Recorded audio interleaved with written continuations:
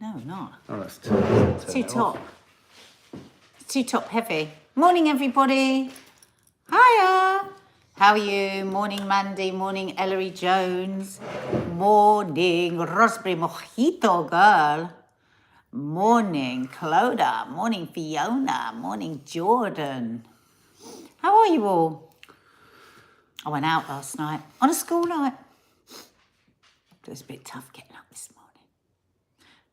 But I'll tell you about that later. Hi, Laura. Hello, Shadow My Life. Morning, Raspberry Mojito Girl. Oh, I was really saying good morning to you. And Kylie, how are you all doing? Do you know what? I am absolutely bloody starving. Are you? If somebody walked in now with a big fat bacon sandwich dripping with butter, I would eat it. It's really weird. I don't feel like I can talk. Do you know what? I've noticed that. That's why I'm filling in for you. I don't know why. And it's whenever you're ready. I just literally Has anyone ever made you a bacon sandwich in the way that you like a bacon sandwich? Because it's a very particular thing. How do you like your bacon sandwich, Okay, guys? I like my bacon sandwich extremely artificial white bread, heavily buttered, with the rashers of bacon incredibly soft.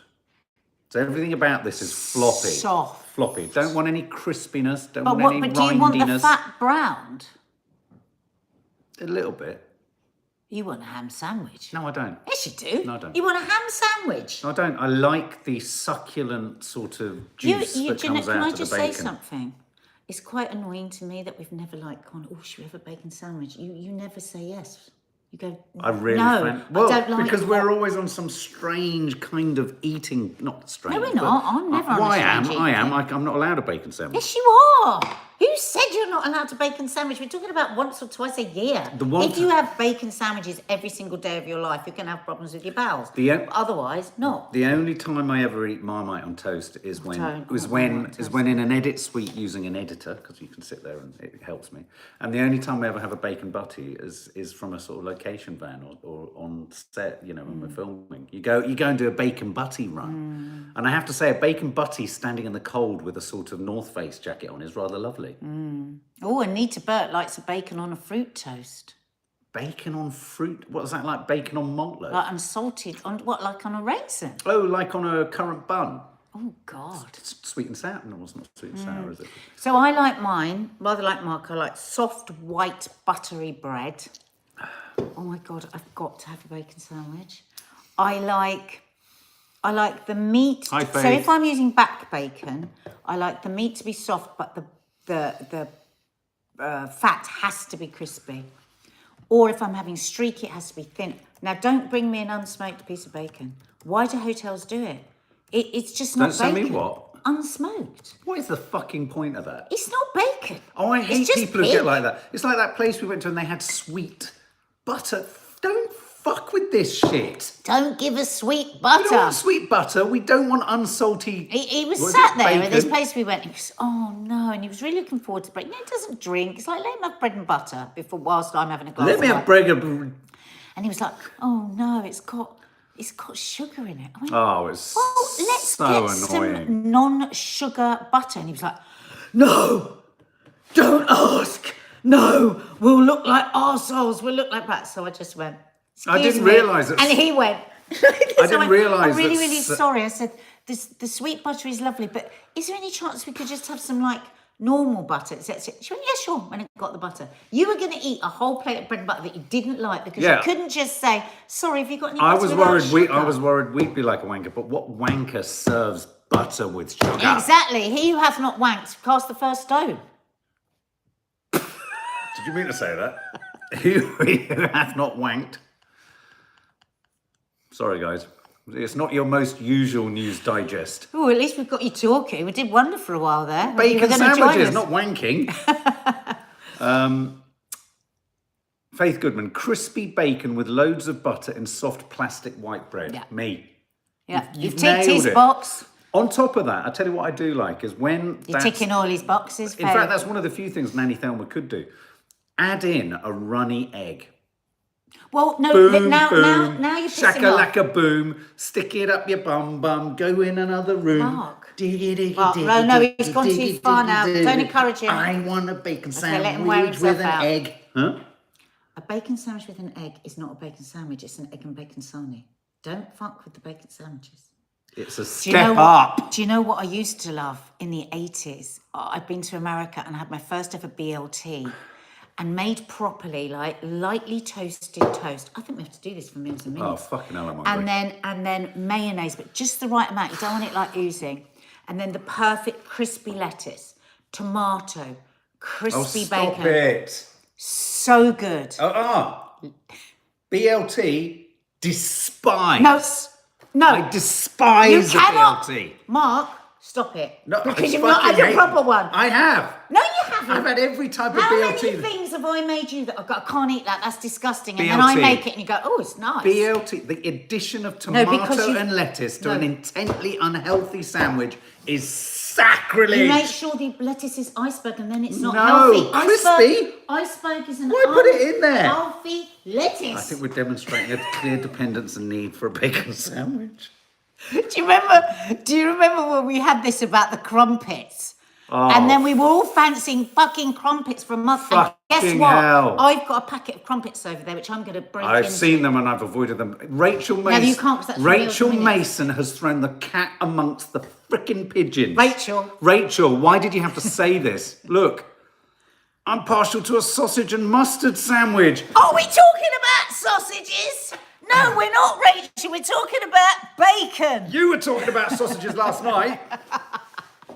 Anyway, the news. The news. Jets to Ukraine. This is so annoying. Leonardo DiCaprio. I've got a couple of meetings just before lunch, and all I'm going to want to do today is eat bacon sandwiches. Do you know what? I'm going to say something. What? Why don't we, for dinner tonight, have a bacon sandwich? Big mugs of steaming tea with bacon sandwiches. Oh, yeah. Done the perfect way. I'll go and get some shit bread. Oh, yeah. I'll soften up the butter. What was the and name I'll of get it? the grill on. Do you remember that dog in the back of the cup? Oh, yeah. Right, now that's enough, because we've got to do this, because you've got to go.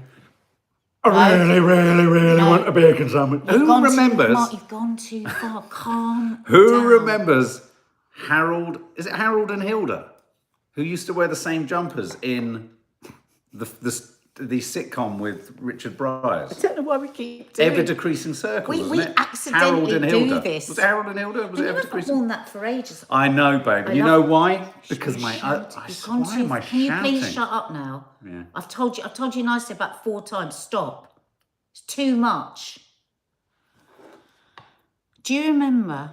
Hi, Lee. Women of the same sort of age as me, the hunky jumper phase where you'd go, is he wearing a hunky jumper? Me and Dina used to do this. She'd go, oh, have you seen that boy from around the corner? He was wearing a hunky jumper. And we'd go, oh, not a hunky jumper. And this is the classic hunky jumper.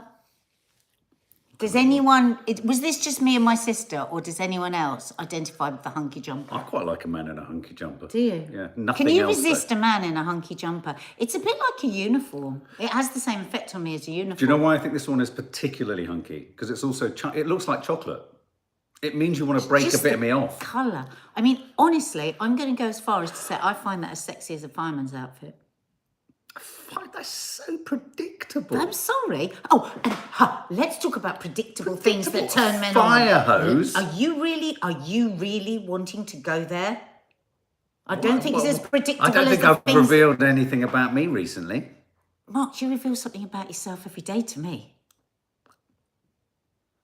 Actually, look, they love a man in a hunky jumper. Is there such a thing as hunky pants? No, there are no Boxers. hunky... Do you like Yes. a man in boxers? I like crisp, pale blue cotton ones. I don't have any like that. I know. I like the tight... Because you don't like them. No, I like the kind of, what are they called? The sort of soft, hugging, you know, you know the ones I mean. Like Diesel do them and Paul Smith and all that lot. I thought they were nice. You want crisp blue... Listen, what? you asked... Ironed?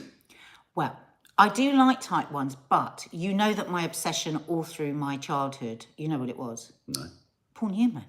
Told you this loads of times. When he wore crisp blue... When did you see him in crisp blue Oh, look at him pants? now. We're going to go off on... There are people here waiting for the news. Lee Durrant likes the tight boxes, keeps everything in play. I thought you loved the tight I would boxers. love That's a why I tight walk boxer. in If with I was tight a man, boxers. I would not want a loose I tell you what I do like on a woman. Really show this time. I do. I know. I tell you what I do like. Designed for women. These are really nice. They're almost like the tight boxers for men, but they're slightly briefer. And yeah, but you have to have a very athletic body, so you need to change the woman to fit the pants.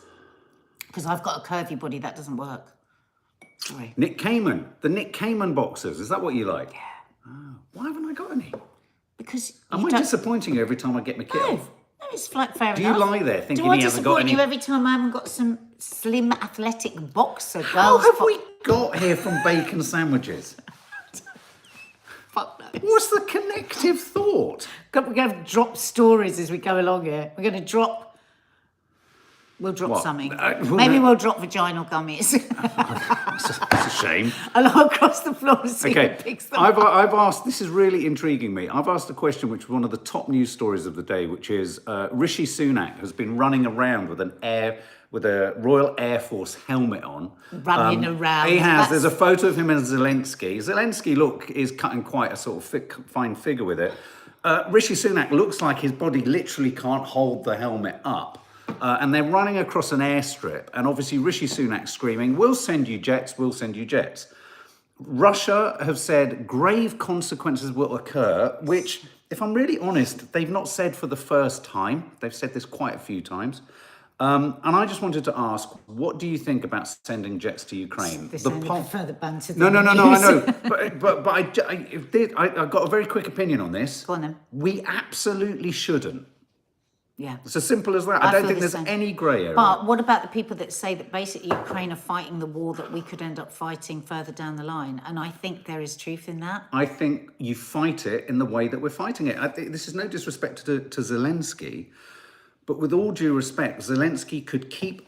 Understandably, this is not saying that he's not in a desperate situation, but the asking for more and more and more and more, there has to come a point where every nation is also thinking of its own population too. Yeah. And I think helping, the Ukraine is critical, but I think we have to help Ukraine within the diplomatic restrictions, whether we like it or not. If someone comes at you, points a nuclear bomb at London and says, "I'm going to blow you up if you do this," is there any sort of honour in saying, we don't care, we're still going to do it? You know what I really worry about, Mark, is that the Conservatives, when questioned on anything at all, housing, strikes, defence, absolutely anything, the nurses, the first thing they always say and about Boris is our incredible immediate support to Ukraine. It's become like the shield that they walk into an interview and into a room with. And it's like... And I sometimes feel how much we have very little, actually, don't we? I mean, in arms and in money. How much are we actually giving? How important is it to Ukraine what we give? How much do we actually give for how much we piss off Russia? What is the balance there? Well, I mean, are we giving 2 jets? Do you know what I mean? Well, how much of an impact what we give to Ukraine will make? But the really funny thing is that Ukraine, I think, have asked for, is it F-16s that can kind of hit things on the ground? What we're going to offer, apparently, is typhoons. And typhoons can only do, or principally can only do, air-to-air combat. So and hang on. Russia aren't flying planes over attacking So things. do you see what I mean? It feels like a PR stunt. Well, maybe it is. Because actually, how much is it going to help Zelensky in Ukraine? But that PR stunt feels dangerous for us because we've pissed off Russia again. And we are the country that Russia is most pissed off. Russia hates us the most. The most. And here we are, isolated, just about to remove ourselves from God knows all different kinds of protections. And here we are showing off, all mouth and no trousers, You could argue, I think someone, I can't remember who suggested, is it a bluff? It could be a bluff to see how Russia moved. But I tell you one thing that's for sure. Why can't America do the bluffing? Why do we have to do the bluffing? We're too small. Why can't Macron do the bluff? Someone else do the bluffing for a moment. We've got enough sub-circling the bloody. Anyway, I mean that's my opinion on it. I agree. Listening to Labour and Conservatives, there's an equal split too of people who think we should and those who think we shouldn't. I really think we should. I think we need to stop posturing, and I think support just needs to happen in an unpublicised fashion. Yeah, because it's about showing off. It's about distracting from what they're not doing in this country. Yeah. That's what I feel. Just a quick mention, Omerda says, please talk about Turkey. People need help there. The death toll is going through the roof. Caroline, you contacted me yesterday. Thank you very much to stress the fact that, the epicenter was in Turkey. So there is a sort of Turkey-centric, because I was saying, it's interesting how Syria hasn't been talked about in as much of the same light. But Caroline, you also stressed the fact that lots of Turkish are helping Syrians, and Turkish, services, emergency services are. So it really is important to say on the that, ground, on the ground, there's absolutely. huge collectivity. I think it's our press that we were talking about. Yeah, and I think because of the Kurdish confusion, in the Syrian-Turkish border, I think that's where the idea that one side's favoured more than the others come in. And Erdogan has come in for quite a bit of criticism for his rescue response. So, but as much as I'm not terribly keen on him, how can you prepare for something like this? The magnitude of this disaster is just. Yeah. I was just listening on the radio, and this, they said, he said the aftershocks just keep going and going and going. So, aside from the fact that people are outside, it's freezing. There's no food. Some of the first things that went down were the water tanks. So now they're looking at the fear of cholera. So, it's and the mental health issues that are now in place, post-traumatic stress with continued shakes. It's just hell out there. So, yeah, anyone that can donate. I think UNICEF is always a really safe one to, would you say? Yeah. UNICEF to donate to. Yeah, lots of people have been saying that. I'm asking a question on the poll as we move on to... hang on. Yes, no, how do I get rid of that? I'm glad to hear that, May. What? So we're doing Leonardo. Yeah. So Leonardo DiCaprio is in the news again. He is now. The important thing to say. The important thing to say here is it hasn't necessarily been confirmed, but Leonardo DiCaprio has been seen out and about with 19-year-old Israeli model Eden Polani. Now, he's been the butt of many roastings at award ceremonies and things like that. I think Ricky Gervais did it very famously, didn't he? Where he's been wound up, he's been piss taken, he's been sort of, caricatured for his relationships with much younger women. This woman is 29 years younger than him. Social media users, I think... I really want to know what you think about this, guys. Social media users have been... What's your first reaction when you hear of a 29-year age gap? It was funny because it was Maddie that brought this up to us last night. Now, Maddie has had an obsession with Leonardo since she was about 5. She's so sweet. She used to cry herself to sleep because she loved him so much. She had a cardboard cutout of him. Yeah, she had a cardboard cutout of him. Anyway, then last night she went, Leo's going out with somebody who's 19. I'm now older than Leo's girlfriend. Am I now too old for Leo? No. It was just because of course when she was so young, the conversation was like, yeah, but he's a grown up. It's like it's gonna, and now she's caught up, so it was quite sweet. So if anyone wants to put her in contact with Leonardo, she'll be very, very grateful. She said the two of them are absolutely made for each other because his two favourite things, apart from young women, are bread and potatoes. Pasta. He's a carboholic. Pasta. He's a carboholic, and so is she. So yeah. If anyone could put the two of them together. Sorry, Paddy. My take on this is that we either accept that over a certain age you are free to make your own decisions, or we don't. And I think standing in judgment. We have a friend. Got quite a few friends. Got big age gaps. And she, she was in her 60s, and she had a relationship with a much younger person. There was nothing. There was nothing about it. No. Sometimes, though I doubt this is the case with Leonardo, but sometimes it's like that can be a really, balancing thing. To share. When I think of the fact that we're 7 years difference, 6 really, I think. Oh, is it 6? Yeah, that's good. 6. Yeah. It will be 5 next year. I don't know how that happened. I never really thought about it because I think that where he's more immature, I'm more mature, and vice versa. Right. What? Just thinking about bacon chat. That's all right. Yeah. So she knows how old he is. He knows how old she is. She's a beautiful young woman. Sometimes relationships can just be about lust and fun. So if he's not into commitment and he doesn't want a relationship, there's actually nothing wrong with that. I think he always seems to be quite upfront about that. Faith Goodman makes a good point. Michael Douglas still married to Catherine Zeta-Jones. There's 25 years between them. Rachel Mason, I get so many messages on Hinge from boys 30 years younger than me. James McBeer, I feel that as long as there is a connection and committed to each other, she's 19, so she's in our adult years. I suppose the bigger question is, and is it anyone's business really? I suppose it becomes anyone's business simply because he's such a huge sort of A-lister. I mean, my concern for Leo is less, two adults making a decision. It's the fact that I'd quite like him to settle down. It'd be nice now that's the nub of this conversation. It'd be nice if he met someone. That is the nub of this conversation. We are a couple obsessed nation. Well, world. OSC, right. Unless you're in a couple, there is something wrong. I'd like to see him settle down. Why? He likes going out with loads of gorgeous different birds. Young birds.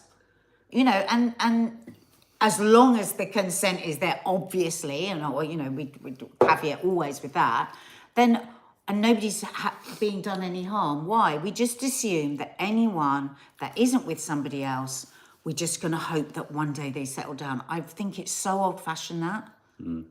And I think also we need to talk more like that around our children, because I think what we do is we set people up for a sense of failure. It's like if you're not in a stable relationship, because from really tiny people are hearing, well, when you're with somebody, we should talk about that. It should be if you ever are. It's also there's then the gender imbalance, isn't there? The idea that if a woman feels the same for a much younger man, it's far less frowned upon. And I go back to the thing of if you're over 18, 19, and regardless of whether it's a naive decision, regardless of whether it's an immature decision, perhaps this Israeli model will get to the age of 45 and go, oh, the biggest mistake I made was going out with a 48-year-old or 49-year-old guy when I was younger. But this is all part of growing up and discovering things. Sarah Fox, I was nearly 16 years younger than my Brian. Best relationship of my life. We were together for 9 years. Oh, lost him to a sudden cardiac arrest out of nowhere. Sweetie. Exactly. There's just no rules, are there? No. There's just no rules to this. Yeah. I don't. You know what? Less judgment makes us all happier people. Exactly. Which leads us to seamlessly move on to vaginal gummies. I think we need to. I'm going to judge. I just want to know what the hell a vaginal gummy is. Thing is with vaginal gummies. What do you mean? Is the thing is? Is this a given? Is this a when you just found out about this? I literally read this morning. We are vagina-phobic, right? I'm not. I'm sorry. I'll just have to dispute that for a minute. I'm not at all. I think they're fabulous. Mark, what? Don't stop. No. Stop! You're going to go too far. I really want a bacon butty again. Go. What a statement with vaginal. What did you say? Obsessive. Phobic. The natural vagina, the craze for everybody being hairless. Yeah, all of that. I don't think that's right. Right? Bring back the bush. This idea that we have to be scentless. John Brennan is really enjoying his brand plate. Yeah. So bring back the bush. So the gummy bear is about it's and I think it's the Kardashians again, isn't it? Oh, please tell me you're not going to do a post about vaginal gummy bears. I might be pushed to it. Jelly babies, vaginal jelly babies. Yeah, can I just use a jelly baby? Vaginal Skittles. So, it's so good for your vagina. You put, roses and stuff, and you're, steaming your vagina with roses. What is more luxurious? This is when she was doing... I remember her doing steaming. That. I remember the vaginal steam. This is the obvious next step, after you've been steaming your vagina to smell of roses, is now to put gummies up them. Designed to help your vaginal health and wellness. Now... Hang on, she talks here just in time for Valentine's Day cunnilingus session. Yes. Courtney is promoting Lemmy-Pur multivitamins that are said to include clinically studied probiotics to support your to support the taste, odour and freshness, complete with pineapple extract for added sweetness. Why don't you just have a fucking dessert? Stay away from the vagina. If you need all of that, just stay away from it. Just go and have a pudding. Oh, she's talking about her genitals having taste, odour and freshness with pineapple That's extract. what I'm saying. Go and have a pineapple sundae No, it and sounds like step away from the vagina. You know what it sounds like? What? A cocktail. Mark. That's bad. It's naughty. So Dr. Aziz Tell you what, says something happened to us with our chunky jumpers, hasn't it? we've gone all hunky. Gone all chunky. Dr. Aziza Sesse, who specialises in women's health, goes as far as to call the products exploitative, and I could not agree more. And she says it uses pineapple and probiotics, but to be honest, there is not enough scientific evidence or basis for these claims. Vaginas will always have a slight natural scent as they are self-cleaning. And I don't know about anybody else. I think that scent is the musk of the woman. Woman musk. How bring out a perfume called Woman Musk. Woman musk. Vaginas will always have a slight natural... Yeah. Yeah. So the vagina contains good bacteria, which keeps the pH balanced and maintain optimal environment for the vagina. Now, on this, you can upset that good bacteria, you can upset that pH balance by putting things that shouldn't be put there, by using loads of soap, by shaving or waxing your noonar, and your noonar is built to do all of this. It's the most incredible kit. Stop turning against it. Stop trying to make it into a pineapple sundae. What you're saying is it's a microclimate down there. Yeah. It's a microclimate. It's perfectly able to look after with itself. biodiversity. Do not get pulled into buying this shit, in my opinion. And do not try and make your noonar smell of something that isn't a noonar. Well, there you go. You wondered what a vaginal gummy was. I think we found out. It's shoving Thank you, Sue. This is the best morning show ever. It's shoving sweets up your nun to make them tastier, basically. That's what the Kardashians are suggesting. What is a vaginal steam? What is the point of all You just stand there like with your nun over steaming it so it smells of roses. If you want a smell of roses, go down the florist, buy a bunch of roses. If you want the noonars to smell of pineapple, get yourself some pineapple juice and step away. Okay. Makes me really angry because we're supposed... You know what at the root of this, Mark, is we're supposed to feel ashamed of this incredible piece of kit that does everything on its own without even thinking and delivers life. We got to shave it, we got to deodorize it, we got to snip it. I mean, now, you know, that's one of the things that most searched by young girls is a snipped vulva. Oh. Not vulva. God, it can't be. Labia. What? Yeah. So that they all look like those bloody All right. porn pictures. I don't understand that. I saw never this will porn understand. picture the other day and I was like, what is that? Yeah. And it was a human being. It was a girl. But it was like, there was just like nothing there. It'd been trimmed away to nothing. It's good to know you're on Pornhub again. Now I know why you go upstairs at Rachel. 7:30. Rachel Bowden, I love you. She has a 70s noonar. Brilliant. 70s noonars are good. I want to get some 70s porn and have a look at it. We need to go back to that. Wow, should we do a How to Stay Married about how porn has changed? Yes. Why don't we? That might be a good one. Porn used to be good. I'm just going to go via the Finnish skier whose penis froze mid-race. Oh, God. He's back, pleased to know. He was skiing. It froze so hard whilst he was skiing. It wasn't that's not what hurt him, but as it defrosted, the Hashtag agony, he said there was no agony like the agony of a defrosting penis. Just want to share that for any men here. Professor David... Defrosting, did it fall off? No, but it was agony. Oh, I bet. I mean, agony. I think it would have swelled. Yeah, and I think it would have had that burnt sort of feeling. I just want to... Somebody just said there, I'm hungover and I wasn't prepared for this. We're sorry. We're sorry. Okay, anyway, who would have, if you could, something called alcohol-free alcohol? I want to do this. I'm going to drop the Tory Deputy Party Chairman's belief that capital punishment should come back. His line being, if you're executed, you can't commit a crime again. Jesus. Professor David Nutt. He's also the one that said bad tenants should be put in a potato field in a tent. Who? And woken up at 6 a.m. to dig up potatoes. Who should? Bad tenants. Bad tenants should be put in a potato field. Woken up to live in a potato field, woken up at 6 a.m. to dig potatoes. Oh my God, he's the head of the. Oh God. Deputy head. I think. And our chairman was sticking up for I think the Tory party are so bizarre. They would be happy to go to full war with Russia in order to win the. They somehow think it will win the election. It's not the Falklands Tory party. It's not. Okay, Professor David Nutt. He's the man who has.